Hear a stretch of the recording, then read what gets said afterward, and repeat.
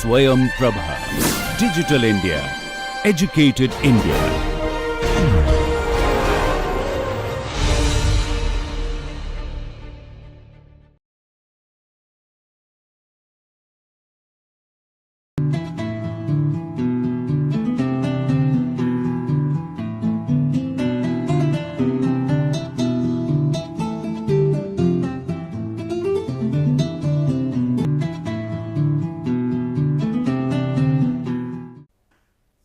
Namaskar. Today we will be beginning with our next topic in our course on sales and distribution management, and this topic is sales quota, which we shall be covering in two lectures, which is lecture 32 and lecture 33. Now, in the previous two lectures, which was lecture 30 and 31, we have spoken about evaluation of sales force, and therein we saw that companies set performance targets for their sales personnel at the various territories, in the various branches, in the various zones, and accordingly the salesperson's performance is assessed in terms of whether he meets those targets or those standards or not.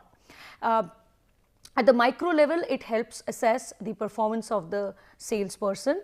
At the branch level, it would help assess the performance of the sales personnel posted or placed in the branch. Similarly, at the zonal level, it would mean assessing the performance of the sales personnel in the different branches making up that zone, and so forth, to reach a macro level where it would be assessing the performance of sales force over in a zone or in a country, at the headquarter, assessment to be made at the macro level, at the headquarter level, to see whether the different targets with respect to sales volume is being achieved or not, and whether profitable sales are occurring or not. And this would help assess whether the performance at the national level, or at the zonal level, or at the regional level, or at the branch level, or down at the micro level at the sales personnel level is something which is positive or something which is negative. In case it is negative, in case it does not meet in case the performance does not meet the standards or meet the targets which has been set up, in those case corrective action is required. So the entire process begins with one, establishing standards or performance standards, second, measuring performance against standards. Now, measuring performance here would mean of the sales personnel at the branch and of all the sales personnel at the branch level, and then similarly, as I said, at the regional or the zonal level, and then at the national level, to give a macro picture of the overall performance of the sales function in the organization.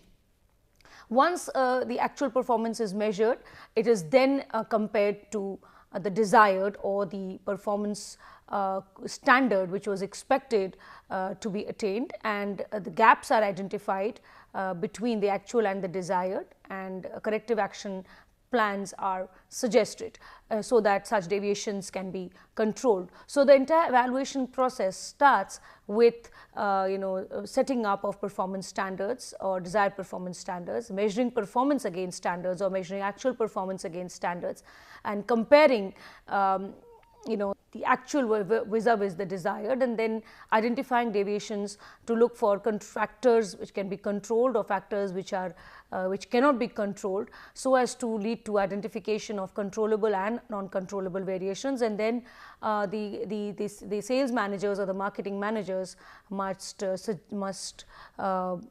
suggest corrective action plans or strategies and tactics to be, so that future deviations between the actual and the desired can be controlled, and the actual is something which is always more than the desired. So what we are talking of is a performance standard or a performance measure, and this brings us to our discussion on this topic, which is sales quota. Now, what is a quota? Coming to this, we will, in this particular topic or lecture, we shall be studying what are sales quotas, what are the meanings of sales quotas, what is the rationale behind sales quota, the objectives of setting sales quotas, the types of sales quotas, the method for setting sales quotas, how do you administer the quota system, what are the guidelines for setting and administering a good quota system. So this is what we shall be discussing in this particular lecture.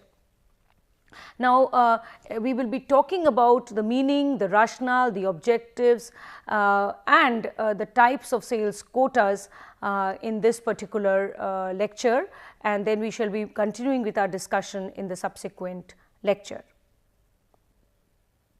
Now, let us first talk about the meaning of a sales quota. Now, simply put forth, a sales quota is a sales goal or it is a sales target that must be achieved by a salesperson within a stipulated time period. Now, it would be a salesperson if we are talking about the salesperson at the micro level. It could be the target set for a branch.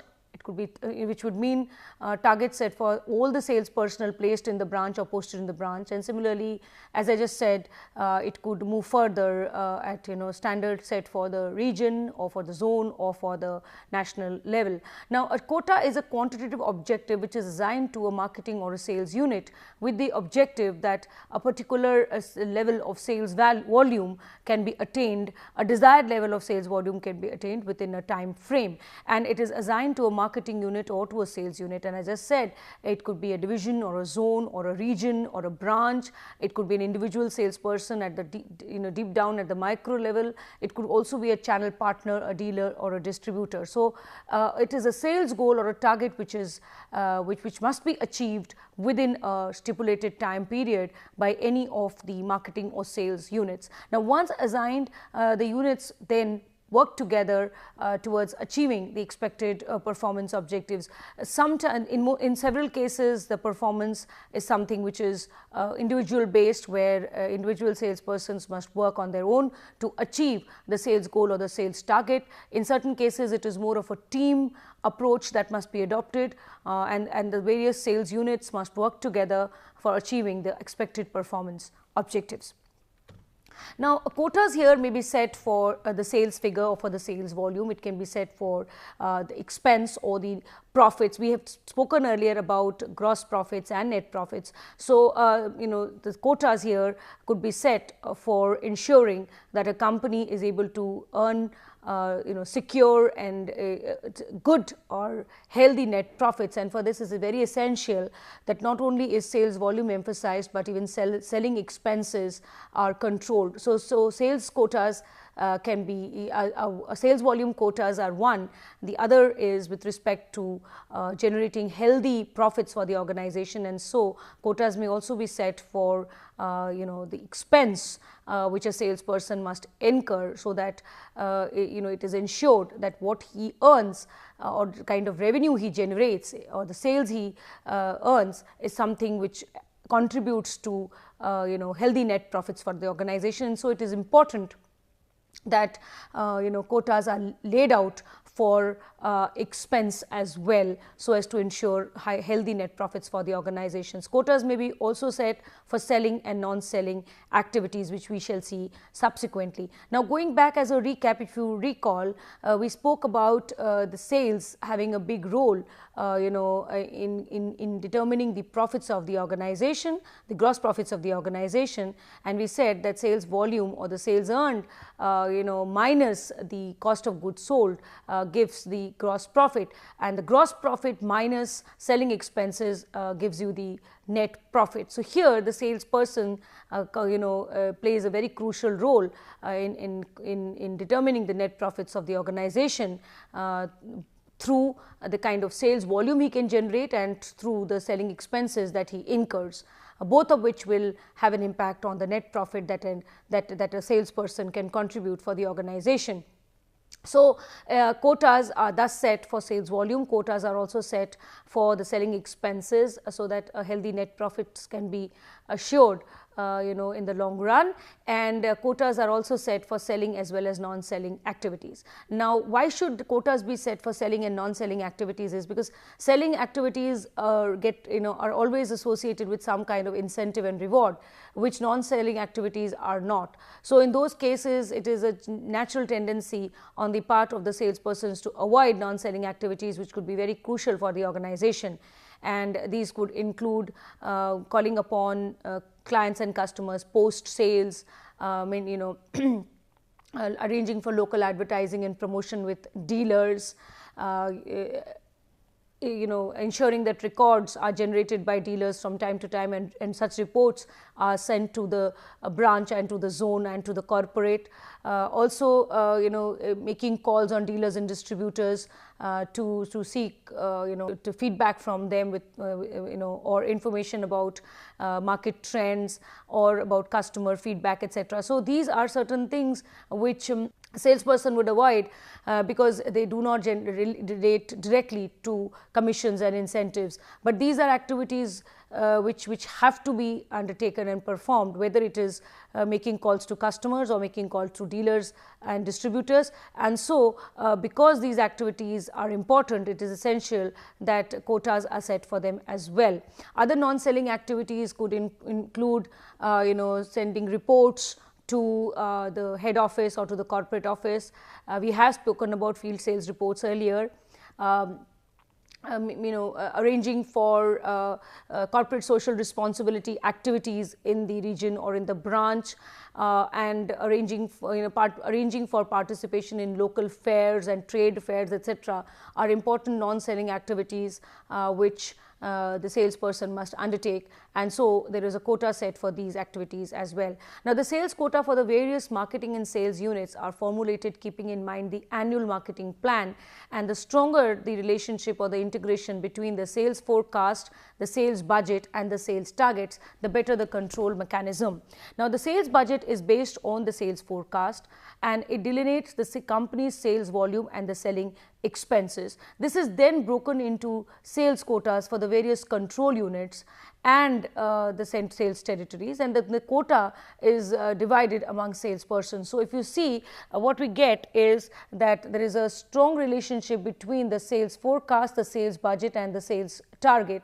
The sales budget is actually going to talk about the sales volume and the selling expense, and the sales budget is based on the sales forecast, and then this the sales volume and selling expense, which are the two components of the sales budget, will be broken into sales quotas for the various control units and the territories, and the quota is then going to be divided amongst the sales personnel. So, further these quotas may be broken into half yearly quotas or quarterly quotas or monthly quotas or weekly quotas and so forth, and they are extremely helpful in managing and controlling sales operations of an organization. They help in a big way to plan activities, to control sales operations. However, the effectiveness of determining targets majorly depends upon the kind of market information that has been received, because if we see, we just spoke about the sales forecast having providing inputs for the sales budget, and unless accurate information is achieved about the market, about the demand, about the competitors, etc., targets may not be suitably or appropriately set, and so the effectiveness of determining targets majorly depends on the quality of market information that is received. Now, what is the rationale behind sales quotas? Now, a sales quota acts as a planning tool, it acts as a control mechanism. We have discussed earlier how planning and control are two Siamese twins, they cannot be separated from each other, and the sales quota tells us how much to be achieved, in what time period, in what sales territory, by what marketing or sales unit. So, in this way it clearly tells what is to be sold, where and by whom, and in what time period. So, it acts as a planning tool, and against this planning tool or against these targets formulated for the control units, measurements can be made and a control mechanism exercised. So, that is how we say that sales quota acts as a planning tool and it acts as a control mechanism. It gives and it clearly specifies what is to be sold by whom, in what time period, in what territory, and so proper controls can be exercised. Now, the sales quota also has motivational implications. It has implications with respect to performance appraisal and evaluation, which we just spoke of when we started the lecture. It has implications for career development, whether it is with respect to internal mobility and transfers or promotions. It also has implications for training needs identification and design of training programs, because if it is realized that targets are not being achieved or sales quotas are not being achieved because of lack of knowledge, skills, expertise, talent amongst sales force, then such training programs need to be organized so that the salespersons can be equipped with the necessary knowledge, skills and abilities to be able to perform well in the field. So, that is how we say that sales quota also has implications for training needs and identification and design of training programs. Now, a little more to elaborate on the sales quota acting as a planning tool and acting as a control mechanism. Now, a sales quota is a plan and it is used as a tool to appraise the performance of the marketing units or of the sales units, be it a region or be it a branch or be it a salesperson, and it acts as a performance standard and can help ensure tight budgetary controls, both in terms of the sales volume that is expected to be generated as well as the expenses that should be incurred. So, it acts as a measure against which performance of the salespersons and the territory can be assessed, and it helps assess whether the performance of a salesperson is satisfactory or not, whether the performance of the salespeople in a particular branch is satisfactory or not. Also, the selling expense quotas ensures that the net profits are not diluted, and as I just mentioned, because it's very important that a salesperson contributes towards profits in a healthy way, and this is measured only and only through the net profits, which shows that the kind of sales volume that is generated is in no way diluted because of the the selling expenses that the salesperson incurs. So, the selling expense quota ensures that net profits are not diluted, and the activity quota warrants that both selling and non-selling activities are undertaken and non-selling activities are in no way compromised or ignored, because as I just said, the non-selling activities are equally important, whether it is with respect to follow-up calls on customers or dealers or distributors, or whether it is with respect to generating goodwill, developing rapport, assessing market trends and gaining feedback, or it is report generation, etc. Now, the sales quota also has motivational implications. We just spoke about it a little while ago. Challenging and realistic quota motivates salespeople towards putting in effort towards their roles and responsibilities and help stimulate desired performance. Now, here we must actually keep in mind that the quotas are something which are very realistically set. They can be difficult, they can be challenging, but they should be attainable, and here is where we can relate this to the Room's expectancy theory, where we spoke about how effort leads to performance and performance leads to outcome, and the outcome is something which relates to the reward, which is highly attractive for the salesperson. We are speaking about Room's expectancy theory of motivation, where it is clearly it can be applied that the targets are something which are difficult, which are challenging, but realistic, so that the salesperson can well understand that his effort will lead to the desired performance and the performance will lead to the outcome. In case targets are too unrealistic and the salesperson feels that they are unattainable or they are unrealistic, in those cases the salesperson will not put in efforts, because he realizes that he would realize that effort would not lead to the performance, and performance can never lead to the outcome. So that is how Room's expectancy theory of motivation becomes relevant here, where it's very important to understand that targets or something which should be very realistically set. They must be difficult, they must be challenging, but realistically set. Also, the reward or the incentive system in place is something which is attractive or perceived to be lucrative by the sales person. So, quotas are linked to the compensation plan, and salespersons earn incentives or commissions only after they meet the sales targets. In fact, in the straight commission plan, the performance of the salesperson is measured by the extent to which he achieves his target, and this is the only measure which determines his salary. So, the sales quota does have motivational implications, whether it is with respect to setting the right kind of quotas, or it is with respect to setting or deciding on the right kind of incentives to be provided to the salesperson.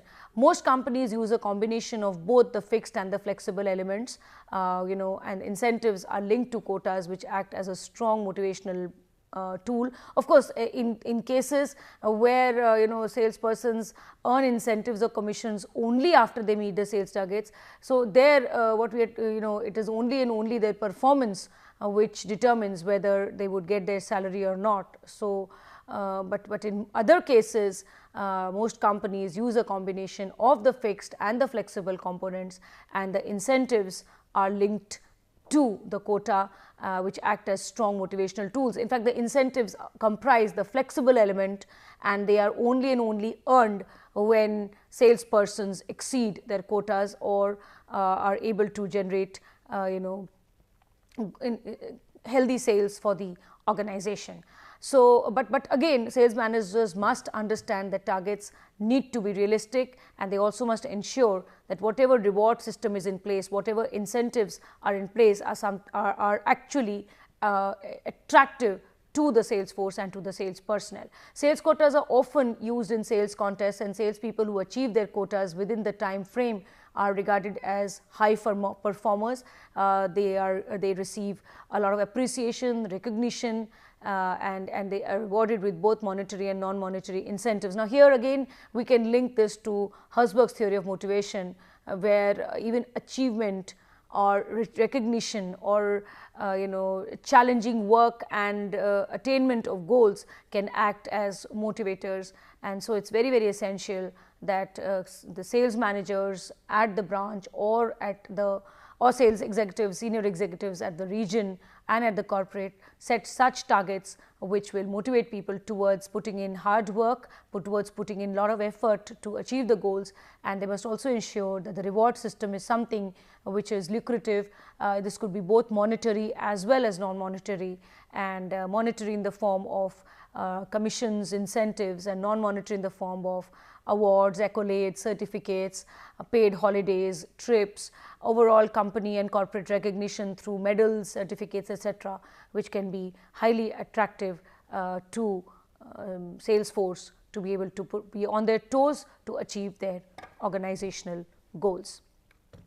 Now, what are the objectives of setting quotas? So, the core objective behind determining sales quotas or targets is to achieve a desired level of sales performance, and this performance could be at a micro level, which is the individual level, or it could be at the branch level or regional level, or at the national level, which would be more of a macro level. So, the major objective behind setting sales targets or quotas is to achieve a desired level of sales performance, either at the micro level, which is the individual sales force level, or it could be at the branch or the region or the national level, which is more of a macro level. Now, quotas serve as means of communicating a desired level of performance which is expected from the sales manager and his team in a branch over a period of time, and from salespeople who are employed in their respective territories. It helps assess individual salesperson's performance and helps identify salespeople who are good, who are average or below average performers, and who are star performers. And similarly, they also help assess the performance of the different branches in a region, of the different regions and zones in the country and at the national level. So, sales quotas help assess performance at micro level as well as at macro levels. A micro level being the salespeople, the salesperson himself, and then assessing performance at the branch, at the region, at the zonal and at the national level, which is more of the macro level. So, such targets motivate salespeople to achieve a desired level of performance, and then these are linked with incentives. They act as very strong motivators. But again, as I just mentioned, these incentives would act as motivators only if quotas are objectively determined, very systematically set and clearly communicated across the branch and the region, and the incentives are something which are highly attractive for the sales person. Now, quotas also play a very important role in facilitating sales control through delineating targets for sales volume, selling expenses, profits and selling and non-selling activities. Now, territorial performance which is measured in terms of the actual performance vis-a-vis the desired, help measure performance of salespeople in a territory and help identify the scope of improvement so that corrective action plans can be undertaken, and sales targets also actually help ensure that salesperson's efforts are effective and efficient, as some organizations allow reimbursement of selling expenses only and only when a certain level of sales volume is earned by the respective salesperson. So, some companies have a policy where they allow reimbursement of selling expenses only and only if a certain level of sales volume is achieved by the salesperson. So, sales targets also serve as a means for ensuring that the salesperson's efforts move towards a fruitful end, and their efforts are effective and efficient. And this is actually done to ensure healthy sales to expense ratio. This also ensures that salespeople are always mindful of the fact that they do not just have to generate sales, but they have to generate profitable sales. So, it is very, very important that they keep this in mind, that while earning sales is important, while earning sales volume is important, it is also important that expenses are controlled so that overall contribution of a salesperson is positive for the organization, and it leads to net profits for the organization. So, so salesperson must understand that it is not only sales that needs to be generated, but it is what is more important is generating profitable sales. Now, let us now come to the different types of sales quotas. Now, sales quotas here can be sales volume quotas, which are rupee or dollar sales volume quotas, unit sales volume quotas or point sales volume quotas. And then we have financial quotas or the sales budget quotas, which talk about the gross margin or the net profits. So, we have the gross margin or the net profit quotas, and we have the expense of marketing units, and then we have the activity quota or the sales activity quotas, and then we have combination quotas, or it is a point system quota. So, what is the sales volume quota? Now, the sales volume quota, this is one of the oldest and the most commonly commonly used form of targets, extensively used by companies to evaluate the performance of their sales force at individual level or at branch or at regional and national level. And here the sales quota may be stated in the form of currency, which is rupee or dollars. It may also be stated in the form of units and points. Now, sales volume targets are set, they are communicated across to the salespersons in a branch and in a territory, thus making them aware as to how much they must sell in rupees or in units within a time frame. So, here the sales volume quota could be either set in the form of a currency unit, which is a rupee or a unit or a dollar, or it could be also set in terms of units which the salesperson must sell. Now, sales volume targets are indicative of the desired level of profitability that an organization expects to earn, and for of effective control, the sales volume quota must be set for the smallest marketing and sales unit, be it the salesperson or be it a branch, and be it product items and or brands or SKUs. Now, let us first talk about the rupee or dollar sales volume quota. Now, sales targets here are specified in the form of currency, be it rupees or be it dollars. Method is used by companies that sell wide product assortment, and they sell wide product lines, and where salespeople are required to sell several products. Now, the target here is specified in terms of currency, so that the complexity of specifying targets for individual products can be avoided. So, instead of setting targets for each of the products in terms of numbers, which could contribute differently and variedly in terms of money to the organization, companies prefer to actually use this quota, where the target is specified in terms of currency without taking into account the price differences across different products. So, in case there is an organization which sells wide products, and these products are very variedly priced, it would become difficult for an organization to keep tab as to which of these is being sold more or which is contributing higher profits, and it would become difficult. It would also involve a lot of paperwork So to avoid such a kind of complexities, to avoid such kind of problems, salespeople are required to they are provided a target in terms of currency, so that they do not have to specify targets for individual products. So, those companies that sell wide product lines and where salespeople are required to sell different products, the rupee or the dollar sales volume quota is used, where the target is specified in terms of currency, so that the complexity or the problem of specifying targets for individual products can be avoided. Also, the selling expense to sales expressed in percentage or ratio can be easily calculated. The second type of quota is the unit sales volume quota. Now, sales targets here are specified in the form of product volumes. The method here is used by those companies which sell narrow product lines and the salespeople are required to sell very few products. So, the method is also used where the prices of products are high or where prices fluctuate over a period of time significantly. So, in this case what happens is a rise in price can easily result in attainment of a rupee or dollar sales volume quota. So, it would be a wrong indicator of the salesperson's performance.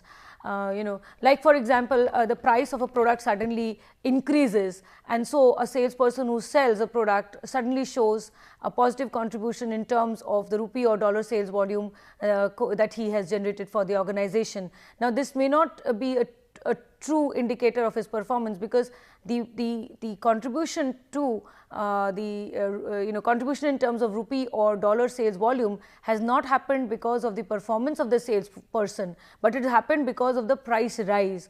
So, to avoid this kind of problem, companies who sell products with narrow line of products and products which are expensive and where products fluctuate very rapidly over a period of time, they use the unit sales volume quota where targets are specified in the form of product volumes. The third is a point sales volume quota, where sales targets are specified in the form of points, and method is used by such organizations that sell wide product lines and want their salespeople to sell a balanced line and to sell products that have higher profit margins.